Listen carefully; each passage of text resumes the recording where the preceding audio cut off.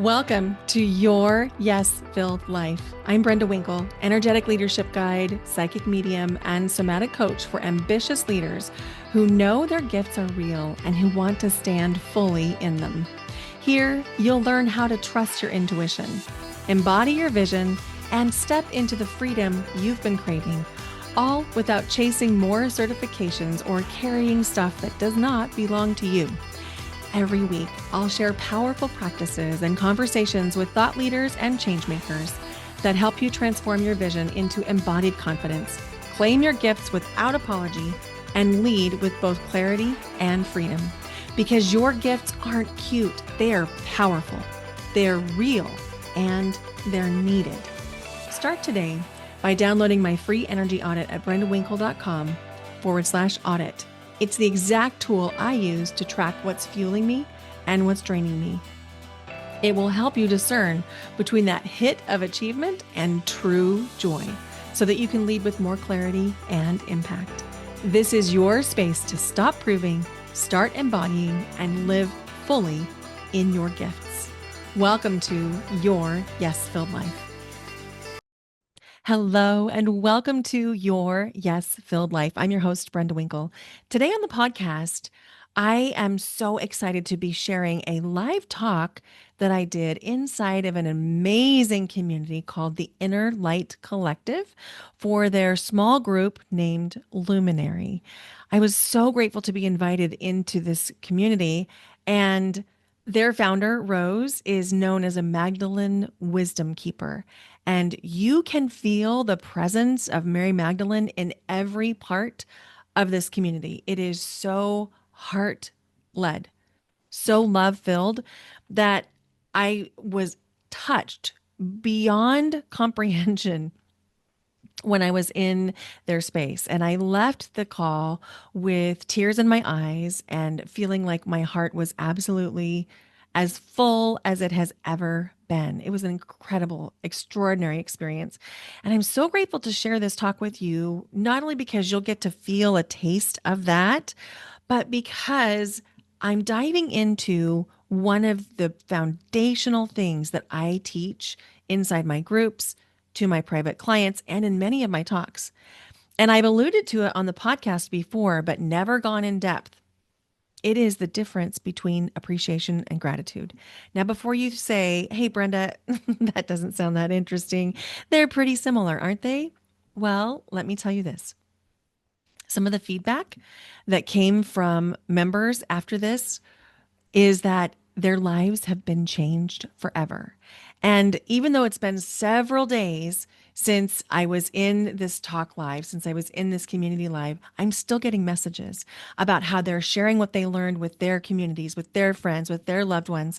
And it's making such a difference in how they feel, in the hopefulness that they carry, and in the ideas that are coming through because they feel so much different, so much better in their bodies, in their lives, in their hearts. And I can't wait to share this with you. So I also want to invite you to go check out the Inner Light Collective and Luminary, and I'll put the link in the show notes. So grateful that their founder, Rose, is in Oregon, and we were able to meet in person at an Ellen Yin event when she hosted the Bloom Soiree. Rose and I met in person, but we had connected several months earlier through Ellen. And it was one of those meetings that you just know you're supposed to do more things in life with this person. It was one of those.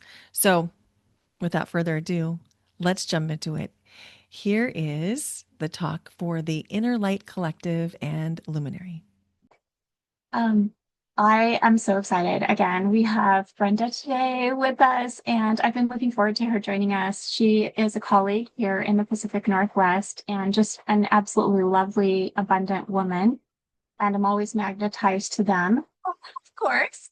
And so I've been looking forward to her joining us and coming in and sharing here in the collective and in especially with our luminaries. You are the crown jewel queens of Inner Light Collective. So Brenda Winkle is she's an energetic leadership guide. She is an intuitive channel. and a somatic mentor, which I love.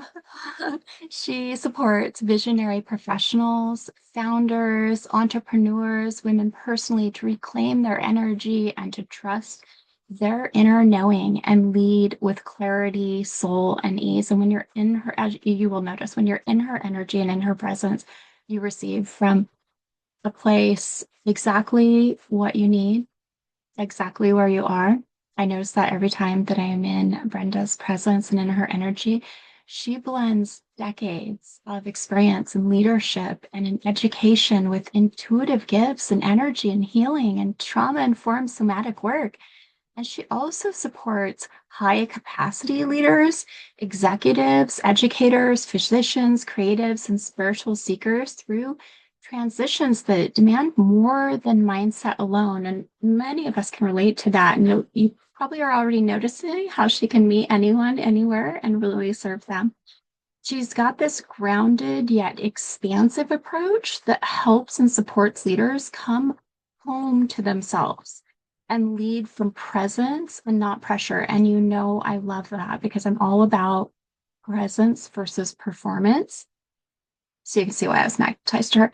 And she's known for her calm authority and her psychic precision, that discernment that I talk about so often, and a nurturing presence. And Brenda creates this high frequency space and energy for really deep calibration, whether she's speaking on stage or guiding you through breath work or working with you on one to one. If you're ready to step into your next chapter, I love you're in the right place here with Brenda. And Brenda, again, I am so honored that you're here, and I would love to pass to you and just hand the mic and the space to you, love. Thank you for having me. I'm just so thrilled to be here and so grateful that I was able to listen to each of you talk about how you have been experiencing abundance. And one of the things that stands out to me is your capacity to notice what's good, your capacity to allow yourself to enjoy and receive what's good. And I really want to highlight that because it is special. Not everybody can do that. And the fact that you did it so easily with a prompt from Heather, and you just passed it around the room, I just felt chills and so much joy and honored to be in your presence. So thank you for having me, Rose. When I think about abundance, I really believe it is in the noticing because there's abundance everywhere if we're willing to widen our field. And when we get really narrow vision and we think it has to be this way, it has to come in this fashion, it has to be through this channel, it has to be this amount, it has to be this way, we know that that actually blocks abundance, right? And so as you're thinking about your sacred design, which Rose filled me in on what you've been building for yourselves, when we come into that narrow focus, I would love to shift the perspective that there's nothing wrong when that happens. Nothing has gone wrong. Your body, your nervous system is responding exactly how it's supposed to respond. When your focus narrows, it's because your nervous system has read something that you're doing as a potential threat. And the nervous system is highly intelligent. And we can't outthink a nervous system. So, this week on my podcast, I was telling a story about how it took me 12 years from graduating from college to pursuing my master's degree. I had every reason under the sun why I really needed to wait. And each year I would wait some more. It was the marriage wasn't quite right, or the finances weren't quite right, or I wanted to be a mom, or we weren't in the right house, or if you asked me to come up with 101 reasons, I probably could have on the spot. The truth was, I was scared. I was really scared, not so much of doing the work, but I was scared of what it would mean if I applied and didn't get accepted. What would that mean? And I was scared of what if I applied and did get accepted? That was scary. And then I was scared of what would happen if I applied, got accepted, and graduated. Then what? And at the time, I was just lifing. I was coming home from work. I was a teacher. I was doing the dishes. I was, cleaning house. I was doing the things. I didn't have the luxury of having any kind of reflection at all. So I believed everything I thought. And it wasn't until I was actually in that master's program that I realized I want to know more about how our bodies are interacting with everything else. And my culminating project for my master's degree was an ethnographic sketch on the impact of trauma in the body. That was my doorway into what I do now. And so when we think about our field getting really narrow, it has to come in this way. It has to be this client. It has to be this offer. It has to be this much. Nothing has gone wrong. Your nervous system is activated. Your nervous system is doing exactly what it's supposed to do. It's supposed to keep you safe, right? So if we don't tend to our nervous system as we get ready to expand and to widen our field and to see more abundance, we'll end up believing everything we think. And our thoughts are not facts, and our feelings are not facts. So, what we've done here is we've just widened our field. Can you feel it? So, to land this plane, so to speak, from where we started thinking about abundance, when we're feeling really abundant, we have these wide fields. We can see lots of different things. We can notice the leaves on the trees and every petal on the flower.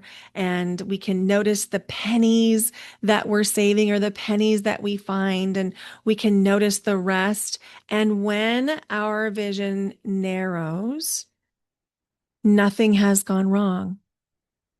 It's our nervous system's way of communicating, I'm in stress right now, or perhaps distress. And so when we notice that our vision is narrowing, we're getting stuck in the hows. How is it going to work? How is it going to come in? When we notice that, if we cannot make it mean anything, except, oh, I'm activated. Something's going on for me. I'm in pain. I'm in fear. Something's going on for me. And then tend to whatever that is. Then we can widen our own fields. So there's a lot of ways we do this. One of the ways is through breath work, which we just did. You can pop a song on, a favorite song, and you can do the exact breath pattern that we did today and feel really, really different. And when you're really activated, you're not going to remember how to breathe. You're not going to remember that breath work is a tool, right? Because when you're really activated, we can't remember what our tools are. We don't even remember we have tools. We think, oh my gosh, it's a catastrophe, right? Or is that just me? Okay. Yeah. So I want to show you something that I have used for the last, I would say 15 years. And I didn't realize what I was doing was actually based in science. So it is the emotional vibrational scale. So if you follow teachers like Abraham Hicks, you've heard of this. They talk about the emotional vibration scale, but it's actually based in science. It's based in fact. So we know through the work of like Map of Consciousness Explained and different other books like that, that every single emotion has an actual vibration. So when we say something is high vibe, that's actually true. It vibrates at a higher frequency. Well, how do you get to high vibe if you're stuck in scarcity or fear or pain or activation? That's the question, right? So, the thing I love to do is to use appreciation as a vehicle. Now, gratitude is really beautiful, and I'm not knocking gratitude in any way. Gratitude is awesome. Appreciation is even better. And here's why. When we look at the emotional scale, gratitude is slightly lower vibrational than appreciation. And your mind might be saying, yeah, but I mean, that doesn't make that much of a difference. It's like what, maybe just a little bit different. And it is just a little bit different. But the big piece is there's a tiny bit of contrast for most of us when we get into gratitude.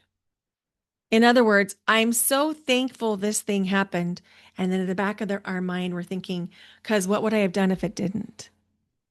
Or I'm so grateful you did this thing for me because I remember that time when somebody else didn't. There's just a slight amount of contrast where appreciation is just squeaky clean. Squeaky clean. There's no contrast. So I'd invite you to try it right now. Just say to yourself, find something in your space and just say, I'm really grateful for this thing. It could be a pen. It doesn't have to be like moral high ground here, just like something in your space that you can be grateful for. Just, I'm really grateful for whatever it is.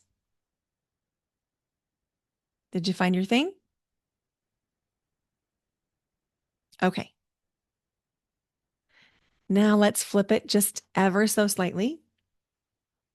And now I'll just be quiet for about 10 or 15 seconds. I want you to, same thing, feel appreciation for that same thing.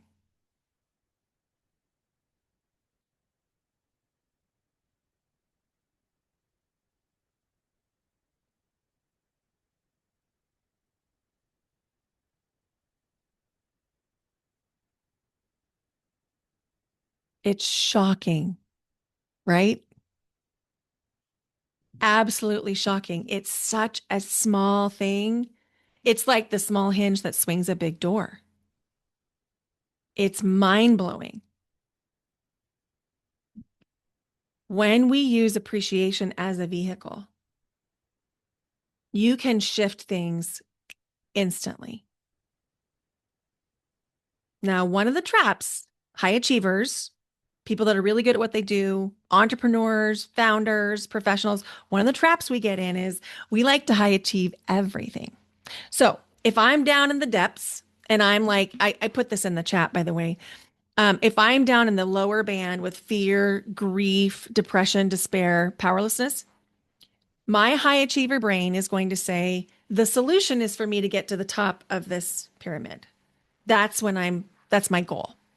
That's the high achiever in us. That may not be realistic. If we make that the expectation, we'll often be really disappointed and then the negative self-talk starts.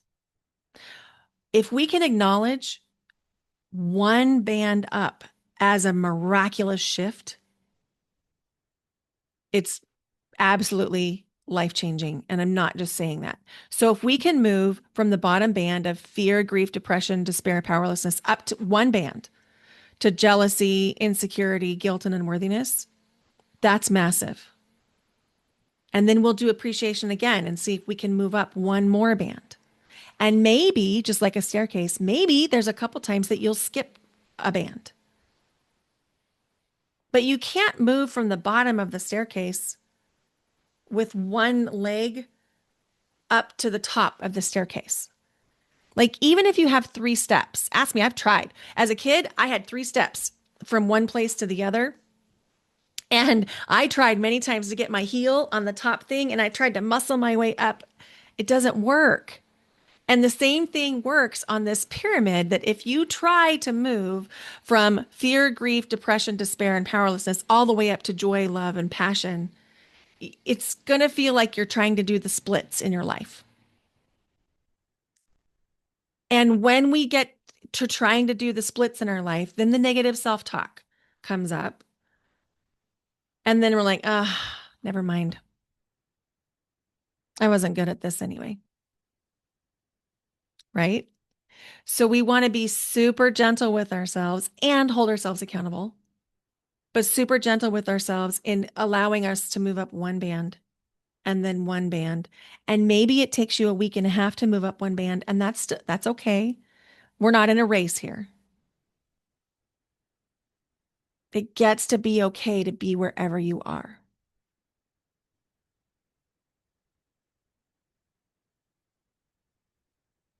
If you can do those two things, use appreciation and give yourself the grace to move band by band, you'll eventually remember all the tools that you already have. You'll remember all of the resources you already have because what happens? Your field begins to widen.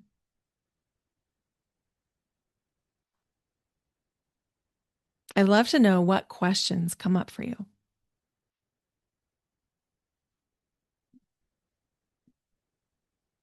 Thank you for sharing that. And you teed me up perfectly for the next step, which is if we can be in whatever we're in and not make it bad and come into appreciation, things begin to shift. So you can be enraged by something and turn to appreciation and feel it shift and change. It's not about bypassing the emotion. We don't want to bypass emotion. That leads to chronic disease, inflammation, depression, anxiety. We don't want to bypass emotion. We want to feel it all the way through and not get stuck there. And appreciation is the way we can do that. And for me, in the way my brain works, I can be in a real state and I may not remember to breathe. I may not remember to tap, but I can remember to appreciate. And so even if I'm often just like in something, I go downstairs, I'll be like, wow, I appreciate this. And it's sort of such a habit that my vibration stays pretty consistent because I'm always, oh, I appreciate this. I appreciate this. And so when you apply this to the abundance work that you were talking about and to your own sacred design, if you incorporate it, you're going to have a massive, you're just going to feel better. And one other thing that's really important is don't expect yourself to do this without support and scaffolding. You don't have to remember to do anything. I have alarms set on my phone all day long. I have an alarm at 7:55 a.m. that says everything is always working out for me. It's my reminder every day. I'm like, yeah, it is. Everything is always working out for me. And then at 2 p.m. Pacific, I have an appreciation alarm. And it doesn't matter where I am or what I'm doing, I have the sound on for that alarm and it rings. I've been in meetings, I've had my hair done, I've been out to eat, and no matter what happens, I'm like, ooh, that's my appreciation alarm. Let's stop. What do you appreciate? I've never had anybody, including my hairdresser or wait staff or anybody else that said, oh, I don't want to do that. Everyone stops and they're like, oh, you know what? And then they'll launch into what they appreciate. So you're building relationships around it. You're also being the lighthouse for people and you're feeling better all the time. You don't have to do this in private. You don't have to be ashamed of it. You can like be loud and proud about this is how I choose to live. You want to come with me? And then that also creates a magnetism in your business that they may not be able to explain, but they can't deny. You don't have to get it right all the time. You don't have to feel right all the time. There is no such thing as right. just keep making the steps, taking the steps, doing the work, doing the things. I've had these daily alarms in my phone since 2009. They've changed because as humans, we'll start to like go blind to the normal things. Like you ever notice, like you're like, you look at the mirror and you're like, oh, I put that sticky note there like 7 years ago or whatever. So you do need to change things up from time to time because you will kind of go blind to your normal routines and your normal things. So you'll have to change up the time of the alarm and you might need to change up what the alarm says, from time to time. But I haven't been without an alarm since 2009. If this episode is hitting something for you, I want to tell you about my membership, The Spiritual CEO. It's where I work with creatives, empaths, heart led leaders, professionals, entrepreneurs who are building real things, businesses, creative projects, meaningful work, and who don't want to lose themselves in the process. We're kicking it off with a meditation guided by one of our own members, Brian Bell. We'll have a workshop on navigating relationships when you're going through big identity shifts, a spring equinox breathwork session, a workshop on joy, not as a luxury, but as something that actually makes you more steady and clear. And then we're kicking off April with a Q1 reflection and a Q2 planning session.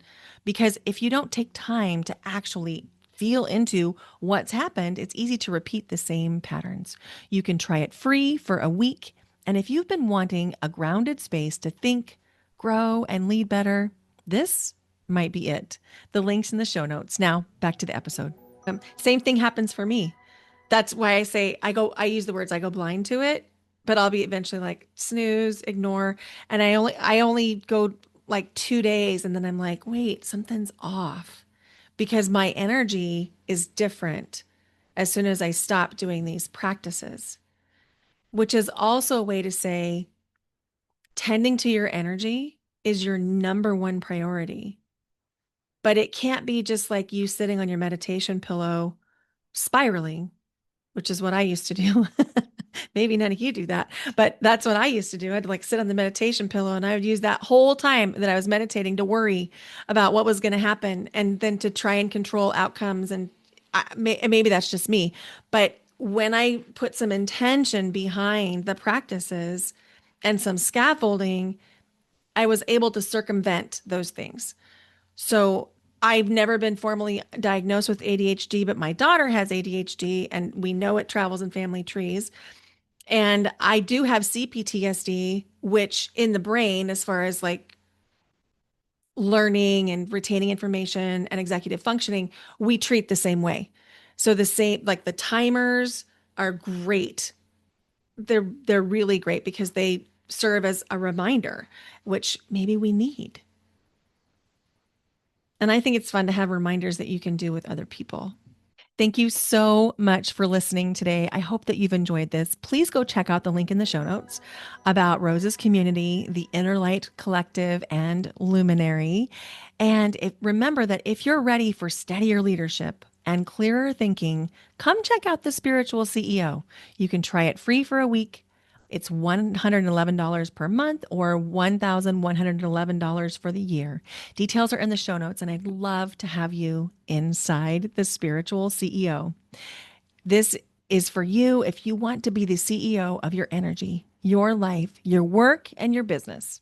You don't have to own a business or even be in business to be a spiritual CEO. Thank you so much for listening to Your Yes Filled Life. If you enjoyed this episode, would you please consider sharing it with a friend and leaving the podcast a rating and review wherever you're listening? You can Google how to do that if you're not sure. You could ask ChatGPT how to do that if you're not sure. It takes about 30 seconds and it makes such a difference for the podcast. Thank you for being here. Thank you for listening. I do not take it for granted. I appreciate you more than you could ever know. Bye for now.